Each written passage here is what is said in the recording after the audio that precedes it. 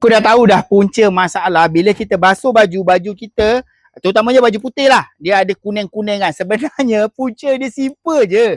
Bukan sebab mesin basuh korang kotor. Sebab dia ni filter ni. Sebab tu aku dah pasangkan dia punya filter ni. Ini adalah filter washing machine tau. Aku pasangkan dekat sini. So rupa dia macam ni. Rupa dia. Bila kau beli, kau akan dapat set macam ni.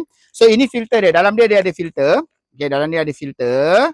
So jadinya kalau air kita berkarat, air kita kotor ke apa ke semua, so dia akan tapis kita punya air. So jadinya air karat tu tak adalah masuk dekat mana? Tak adalah masuk dekat dalam kita punya washing machine. So tak adalah dia akan kuningkan kita punya baju. Sungguh aku cakap korang, kalau korang tak percaya, korang try grab satu ni, korang pasang dekat korang punya washing machine. Cara nak pasang senang je. Sungguh senang je. So bila korang beli, korang akan dapat macam ni Okay, yang ni aku buka.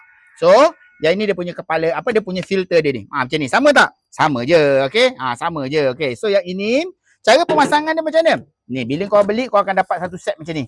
Yang ini korang kena pilih yang full accessory sebab dia ada 2 jenis. Dia ada 3 jenis tak silap aku. Filter sahaja, cover dia sahaja, siap dengan dia punya pipe-pipe dia semua sekali ni. Okay. So yang ini, pasang dekat belah bawah. Ni aku tunjukkan cara pemasangan dia. Nanti kau senang nak buat sendiri. So pipe ni pasang dekat bahagian bawah. So yang ini kau pasang dekat bahagian atas. Nampak? Senang kan? Simple kan? Simple sangat-sangat. Boleh buat, boleh DIY lah senang cakap macam tu. Okay, jap. Okay. Ikatkan kat sini. Dah. Settle. Okay, ni aku tunjuk simple-simple je.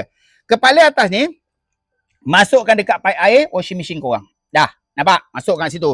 Okay, lepas tu, hose washing machine ni, korang masukkan dekat sini. Dah. Settle. So, semua air pipe korang akan melalui filter ni. So, yang berkarat, yang kotor-kotor tu tak akan masuk dalam washing machine. Automatically baju korang tak akan kuning. Siapa-siapa yang ada masalah baju kuning, korang try tukar dia punya filter ni ataupun try pasang dia punya filter ni. Guarantee masalah korang selesai. So yang ini aku letakkan kat dalam beg kuning. InsyaAllah harga tak mahal. InsyaAllah barang ni function betul-betul. Pergi tengok kat dalam beg kuning aku. Okay. Assalamualaikum.